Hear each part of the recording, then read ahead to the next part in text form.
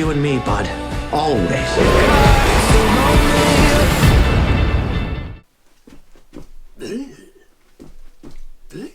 Hey, so Furies, are the female Night Furies attracted to me yet? Because apparently that's how you do it.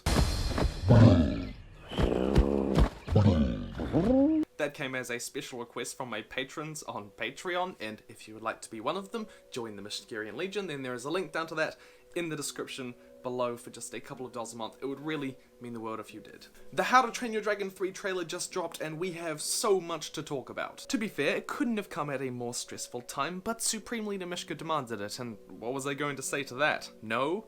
If you would like a breakdown of all of the stuff that we sort of know around the film, then go watch that video before you watch this one, because I will be referring to a couple of things that I talk about in that video. You ready to cry? I'm not crying. It's okay, he's a dragon, he's just getting emotional.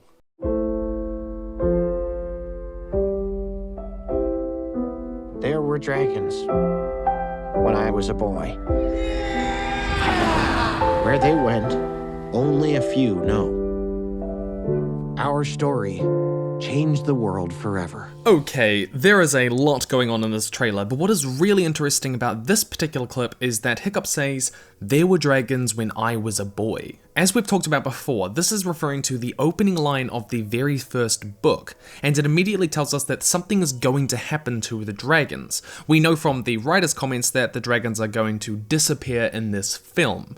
Where they went though, only a few know. I just want to highlight that little quiver in Hiccup's voice. Listen to it again. Where they went, only a few know. I thought that was a really nice detail. I mean, how heartbreaking is that tiny little quiver in his voice? Now, this actually gives us a vital piece of information, that the question is where they went, not what happened to them. If the question was what happened to the dragons, then it would imply that they could have died, which was actually a very real risk in the final book of the series. But instead, the question is where, and we do know where. The hidden world. That's what the whole movie is about. That's why it has that as its subtitle. The dragons will go down into the hidden world that we see later on in this trailer at the end of the film, with likely Toothless as their leader, at least that's my prediction. The fact that only a few know where they went may mean that all of Berk knows, but I personally think that it will genuinely only be a few people, maybe Hiccup, Hiccstrid, Fishleg, Snotlout, Volker, and so on. I don't think that all of Berk will know about this hidden world, about where the dragons go in the end, and we'll get to more about why later on. He then goes on to say that our story changed the world forever. This could be referring to how the friendship with dragons caused battles with Drago Bloodfist, the dragon hunters, and is now causing battles with Grimwald the Grizzly, the villain of the third movie, eventually leading to the dragons disappearing, but being saved and heading away from all of the humans. But it could just be a generic statement about how much it changed their lives as well. On the visual side, it's this shot that we get something new and really interesting. Can I just say how much I love everything in this image? Hiccup's beard is just magnificent. It looks so good on him. I kind of wish that they gave him facial hair for the entirety of the movie. Toothless also has that beautiful kind of sheen to him. The badges holding his cloak have little images of a Night Fury, and he's clearly bulked up at this point. There's definitely this feeling that Hiccup has come into his own as a man, but there is one massive detail that I only just realized on my 50th something watch through the trailer. In no other scenes of the trailer does Hiccup have a beard.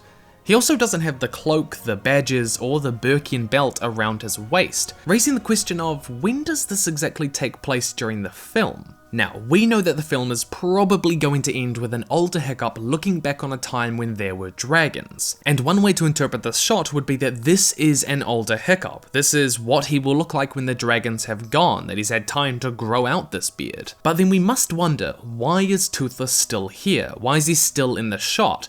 In the books, some dragons like Toothless do actually stay behind while the majority of them go into hiding. And this shot may imply that the two stay together at the end of the film. Though, I personally don't think that will happen, as the director has talked about how the final film will end up with both Hiccup and Toothless standing on their own. This might be the final goodbye or a blend of two shots for effect, but either way, it really sets the tone for the movie, which I feel will be bittersweet and somber. Apart from that, the trailer opens up with shots from the first film and a theme that really captures the friendship and bond between Hiccup and Toothless. It then adds a clip you may recall from the opening to the second film. We then get a frame of Hiccup looking out across the ocean, possibly alone and without Toothless. It's at sunset, which we can actually pair with a few scenes from the trailer later on, but we'll get to that soon.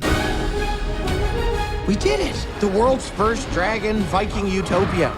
The trailer then immediately shifts in tone with the shot of what Berk looks like years on from the second film, and there's definitely kind of a metaphorical undertone by taking that iconic shot from the beginning of the first movie, that before they lived in the dark as they hunted and killed dragons, as they were primal and bloodthirsty. But now they have this vibrant utopia full of life and colour, quite literally. They've rebuilt the statues, there are Viking carvings, and this scene in particular shows Hiccup, Hiccstrid and Volker arriving aboard their dragons. My bet is this probably takes place near the beginning of the movie, kind of an establishing shot, really setting the scene for what Berk is like at this point in Hiccup's chieftainship. Then there are a couple of shots of baby Gronkles and the town itself, and we do actually know from the promotional photos that Fish Leagues is probably taking care of Meatlug's Gronkle babies, so maybe these are hers, though we really can't say for sure. Your utopia, maybe. Mine's less crowded and more... sanitary. There are dragons everywhere on Berk, and I honestly didn't expect there to be an overcrowding problem. I would have thought that most dragons sort of stayed in their habitats, but I think what we're seeing here is actually a result of the second film. At the end of the movie, Toothless became the alpha after besting Drago's Bewilderbeast. He became the leader of all of these dragons who used to live in Volker's mountain, and they were happy coexisting there together. But it also includes all of Drago's dragons now as well, hence why we can see a bunch of Thunderclaws, dragons that we know he used in his army. And I think that they're setting up that this will contribute to the dragons needing to leave, that maybe Hiccup realizes he needs to find a new home for them, that they can't just stay at Berk. And it's because of that that they go and try to find a new home, and that leads them to discover the hidden world. After all, that would be the natural conclusion of Gobber saying, "Mine's less crowded and more... sanitary." We also see that lots of Vikings are lining up for food, which may imply that they're running out of resources, another reason that dragons might need to go, or they might need to find somewhere else to be. And we can also see Volker's dragon Cloudjumper in the background. Hey bud, wait up! Oh my god, he's not the only one. She's a light fury. Oh, now we are getting to the good stuff. At the start we can see, I think, Toothless still has his saddle on, but the clips with the Light Fury we actually see the saddle is off, meaning either these are two different scenes, or possibly more likely, Hiccup just removes it when they find the Light Fury to help him seem less domesticated, to help him flirt. This one goes out to all of the Lady Light Furies out there.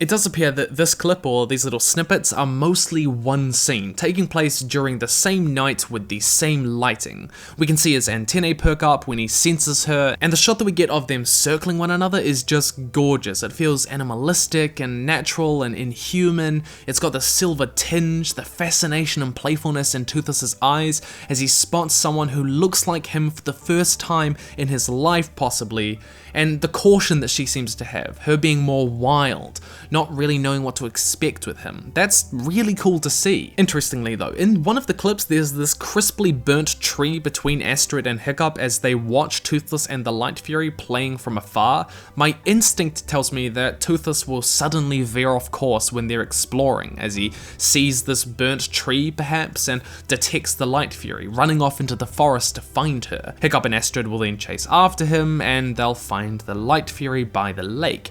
The two will flirt a little bit, and then Hiccup will interrupt and cause her to flee, resulting in... Oh, sorry. Did she just disappear? Yeah. At this point, the two are standing, they're measuring one another. Oh, that that sounds wrong. And she just bolts, and that annoyed look on Toothless's face is just perfect. It's so Toothless. And I really like the detail of her eyes narrowing, that instinctual response of danger and suspicion. Now, I was going to talk about the differences between the Light Fury and the Night Fury biologically that we can see here, and some theories as to why there are these differences, but that really deserves a whole video in and of itself. What I will say is that a recent Reddit AMA with Dean DeBloy did confirm that she isn't a Night Fury. She's a variation of the species with her own traits and abilities. Unlike Toothless, she's not the last of her kind. But what I'll stick with is that this ability to vanish as she flies, to send out a plasma bolt and then seemingly poof into nothing, I reckon is probably one of those abilities that a Light Fury has, meaning Toothless may not have it, though that isn't certain. How she does it, I have no idea. It feels more like an illusion to me, though, to be honest. We do know that she is not the last of her kind, which is a huge reveal, don't you think, to kind of just drop on a Reddit AMA? But he did it. It is interesting that we don't see any other Light Furies in the trailer, meaning it may just be sort of a circumstantial type thing, like they're out there, we don't see them, but we know they're out there in some way, shape, or form. Oh, and also a really cool little detail is that if you take a closer look at her wings, there does seem to be a glittering pattern, a kind of slight pinkish color even, very lightly, but definitely there against the white, which I definitely like, because I didn't want her to just be this plain white silver Light Fury. I wanted her to have her own patterns, in the same way that Toothless, actually when you look closely, has his own patterns and gradients to his scales. And of course, as she leaves, Toothless runs after her, leaping up into the tree, but she vanishes, and he can't possibly fly after her without Hiccup, though, and we'll get to this soon, he may be able to fly on his own, which is massive news. You can probably skip to this point in the trailer if you want to learn a bit more about how that might possibly go down. Wow. It's a hidden dragon world. This is the hidden world, and this little bit was honestly my favorite clip in the entire trailer. Now, we theorized that it wouldn't be underwater, like it is in the books, but rather it would be underground, and well, we were both right and wrong. It was underwater, underground. But more importantly, in Dean DeBlois's recent Reddit AMA, he actually talked about this hidden world, how it came to be, and he said, it's a massive volcanic caldera that serves as a gateway to an endless maze of chambers and tunnels that work their way around the world. So this whole world deep in the earth is made of these passages of empty volcanoes. Now, I'm skeptical as to him saying that they go all around the world. We definitely don't know of anything of that kind of scale. That's somewhat unlikely, but it does seem massive as they're flying through it. And the fact that Hiccstrid and Hiccup are flying aboard Stormfly suggests that Toothless isn't with Hiccup, that he's gone somewhere else. I think that's quite a likely direction that they'll take with this third film. And we then see Hiccstrid and Hiccup in their new dragon-scaled armor, which looks stunning and just, oh, it's amazing. I really kind of want to cosplay it. The hidden world is full of these glowing crystals and gems, giving it this magical aura with a mix of blues, teals, greens, and reds. But there are two really interesting things that I want to point out. Firstly, Stormfly glows in this place, the same color as the crystals. What to make of that? I'm not sure. Secondly, apart from the fireworms that we see in this clip, which are an underground dragon species anyway, there don't seem to be any dragons in the hidden world, suggesting to me that the dragons that we see in this poster are being led down there at the end of the film, because we don't see any monstrous nightmares or zipplebacks down here. Though Hiccup does describe it as a hidden dragon world, meaning that there may be a lot of dragons that we just don't see in the trailer. Also, we do see these luminous dragon eggs, which are not fireworms, because we know that fireworms have this honeycomb structured styled nest. These could be Light Fury eggs, but I'm not so sure personally. I reckon it's probably just a new species that we haven't come across yet. What I'd really like to see are some new species of dragons, especially ones that are native to this hidden world, perhaps kind of crystal focused in some fashion. Toothless, go introduce yourself.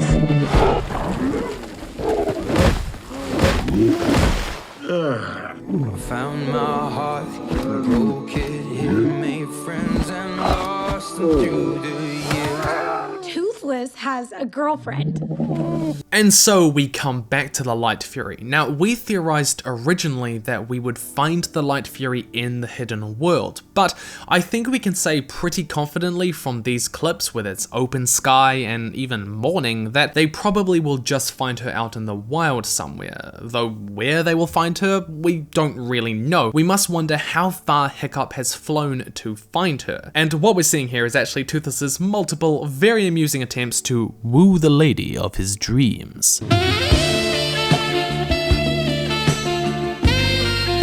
This tumble being so in character, and we all just feel like face palming like Hiccup. For the record, these dances are fantastic. The designers clearly took influence from some bird mating dances, and I really like the idea of Hiccup having to play wingman for Toothless in this film. Now, we've had 2 clips of the Light Fury appearing during the night, meaning she's probably nocturnal, that Toothless will go and find her during the night because that's when she's out. That's my suspicion at least, but she doesn't seem to be scared off by his terrible dancing, which I cannot say for me. The number of women that I have scared off with my terrible dancing is uncountable. That's not to say that I try and attract all of my women with dancing. I already have one woman.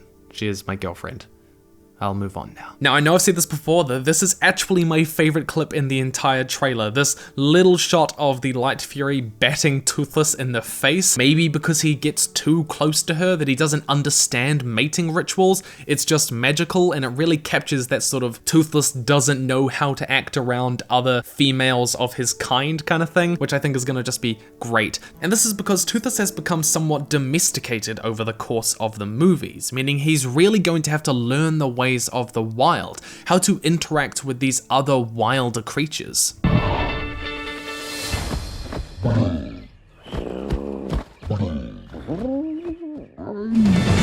Now, this clip actually appears at the end of the trailer, but I'm bringing it up now because it's clearly part of the same scene. It's wonderful, it's magical, it's quirky, it's hilarious. Just seeing him have no idea how to flirt and her face in response, I cannot wait. And I also want to highlight this particular shot because I had some cool fan art sent in to me by Rumi Po. Have a look at it, it's really nice, kind of just showing them, finally connecting.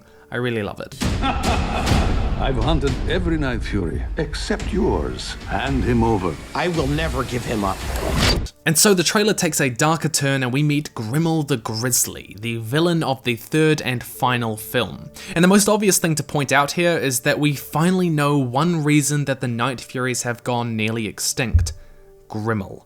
He says that he has hunted all of them down except for Toothless. Now, my immediate thought was that I was wrong on my theory that said that Drago Bloodfist had hunted them down. But then I saw another detail in this one shot. The symbols on the ships. They match perfectly with those of Drago's fleet. Now, this could be Drago's fleet, given that at the end of the 2nd film, they just vanished. They never showed up at Berk and we were never told what happened to these dozens of ships. And Grimmel may have taken control of it in this power vacuum. But if this is a different fleet, then suddenly we have 3 different groups who all use these symbols on their ships. The Dragon Hunters from Race to the Edge, Drago's fleet, and now Grimmel's fleet. What if what we're actually seeing is a massive organization dedicated to the hunting or enslavement of dragons? This would feed into the idea that Hiccup realizes dragons can never be safe with humans, that they cannot coexist with one another in the end, that no matter how many times he defeats them, there will always seem to be more, that even when he's long gone, dragons will not be safe. We then get the shot of a framing being carried by 4 dragons of a species I don't recognize, but they have these massive tusks and red-black scales. I do have to wonder about the practicality of this mode of transport. A dragon could pretty easily destroy the binds holding it up, right? But we'll see. And he does seem to have something of a bond with this dragon here, which is interesting because Drago never had that sort of thing with the Bewilderbeast. It's possible that he really only wants to kill Night Furies, that they're his sort of pet hunting expedition, but it's unclear. His weapon of choice seems to be a mini crossbow, which is pretty damn cool. They seem to like giving their villains really cool weapons, I've noticed throughout the series. And the likelihood is that he's firing at Hiccup in this scene, given that this is probably a meeting between the two of them that I think will happen nearer the beginning of the movie. It's kind of that scene where the hero and the villain confront one another, and the villain says, "Give me what I want," and the hero says, "What? No." And then, of course, the drama ensues because he wants to take it from him by force. Then I will destroy everything you love. Now in this little clip, we can actually tell by the sleeves that this is Grimmel locking up the Light Fury in her cage. But what's interesting is that we can look at the sky in the background, the colours of dawn and dusk, the reds and pinks and oranges, and we can match that with the scenes of battle that we see later on in the trailer. There's that same crimson tinge, suggesting to me that this major battle we see referenced several times throughout the trailer will involve rescuing the Light Fury from Grimmel's fleet. Whether it's the halfway or the endgame battle, we can't know for sure, but there's then this shot of Toothless up in the tree, looking wantonly after the Light Fury, probably from the scene that we talked about earlier on, after she bolts off frightened. This is likely to be earlier on in the film. We are no longer safe here. We all have to disappear, completely off the map. We have to fight for their freedom. And this line of Hiccups is actually really interesting. In saying we are no longer safe here, he's impliedly talking about Berk. It's the only real place with a presence in the How to Train Your Dragon series. I reckon this scene will involve Grimmel sailing to Berk with his armada, and Hiccup knowing that they can't fight it off, not without heavy losses to both his people and their dragons. However, though they blended these two lines together for the trailer, I actually think that the line, "we have to disappear," is going to come after him saying that we have to fight for their freedom. I think that he will initially try to fight Grimmel before he realizes that dragons and humans simply cannot coexist, and instead they need to disappear off the map entirely. And you can actually hear this difference in the two lines. The first one has a little bit of an echo as he speaks, while the other is out in the open. Listen to it again. We have to fight for their freedom. We are no longer safe here. We all have to disappear, completely off the map. So they clearly take place at two different points. But where to go? Well, what better place than the hidden world, of course. It is literally off any map in the world, and it's completely secret. Now the scene of him talking about how they have to disappear off the map suggests that he's speaking to the whole of the Berkian tribe. But let's compare this to the opening. There were dragons when I was a boy. Where they went, only a few know. It's possible to read these two lines together that even if Berk planned to go underground, they didn't in the end, that only their dragons did. That would be why they say there were dragons when I was a boy, that they were separated eventually. On the visuals of this part, we have a pan of the Berkian tribe, probably while Hiccup is speaking about how they need to fight for their freedom. Then Toothless looking out into the distance across a cloudy sea. He isn't actually wearing his saddle at this point, and we've had so many shots of him without it, I think a lot of the movie is going to have Hiccup and Toothless separated, with him without the saddle. Come on, Mike! You're nothing without your dragons.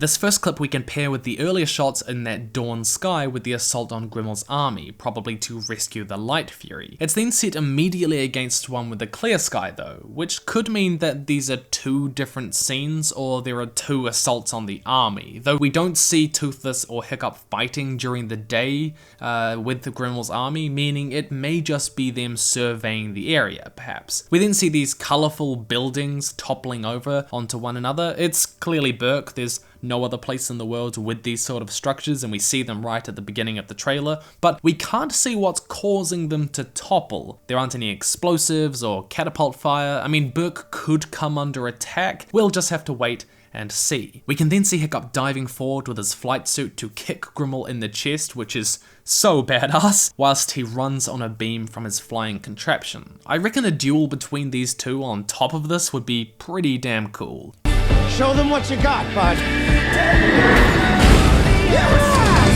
There's really not that much to say on these two shots in particular. I really like Hiccup's armor. I kind of want to cosplay it pretty bad. And then they're escaping from a fire explosion during the dusk fight that we've seen throughout the trailer. Save him.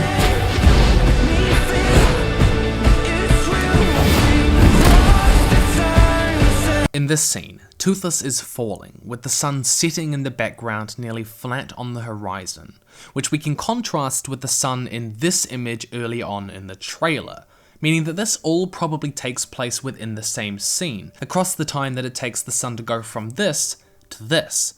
This may mean that the battle across Grimmel's fleet may culminate with Toothless being unconscious, or at least he seems unconscious to me, just falling out of the sky without Hiccup.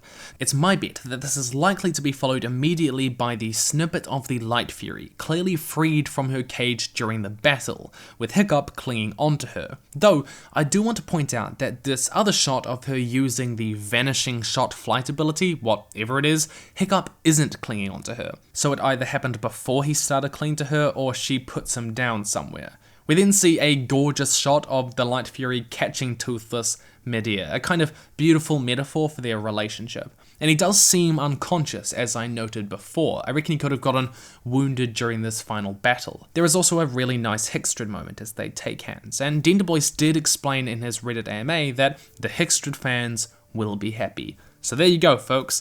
We then get another image of Hiccup throwing his sword into a bunch of Zippleback gas to cause some barrels to explode, probably sinking the ship, all taking place during that dusk battle that we've talked about throughout the trailer. And then there's this epic clip of Toothless and Hiccup emerging from the flames as heroic and awesome as they could possibly be. I kind of just want to turn this into a GIF and use that whenever I want to feel cool. Who am I kidding? I make nerd videos for a living on YouTube. Cool isn't exactly within my repertoire. It's you and me, bud. Always. And finally, we come to the end of the trailer, with one of actually the saddest moments, because while it feels happy with them talking about how they're gonna be together forever, it's kind of a sad line, because the film may not end with them always being together. Also, side note, this scene actually takes place in the same setting as that little hand-holding moment that we talked about before with Hiccstrid. You can tell by the tree in the background. They have the same sort of root structure. They're exactly the same. And finally, at last, arguably the most important moment in the entire trailer.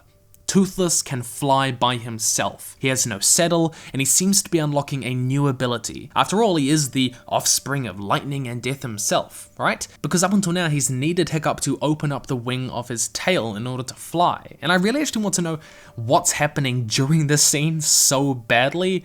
As for how he could fly alone, in the Christmas short, The Gift of the Night Fury, Hiccup actually made him a tail that didn't require Hiccup to fly, that he could just go off on his own, but Toothless destroyed it, he rejected it. I reckon he will make Toothless another one when both of them realize that they have responsibilities to their kind as leaders, Toothless to dragons and Hiccup to his Berkian people. We also know that the film is intended to end with both of them able to stand on their own. In a very physical sense, this would mean Toothless flying without Hiccup, and maybe this moment is what leads Hiccup to realize that they can survive without one another, before the dragons go underground.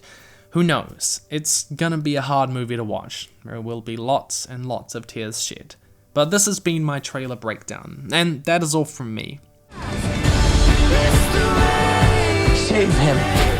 Enjoy this breakdown and would like to join the Mishkarian Legion over on Patreon, then there's a link to that down in the description below. You get to join the Discord, and there's other perks which are really cool, like suggesting your own video topics, stuff like that. Would really mean the world. Question of the day: what are you most looking forward to that you saw in the trailer? Let me know down in the comments below. In the meantime, I'd love for you to come follow me over on Twitter, Facebook, email me, stuff that you may, the address and links in the description below. Stay nerdy, sub-furies, and I will see you in the future. And by the future, I mean after my exams.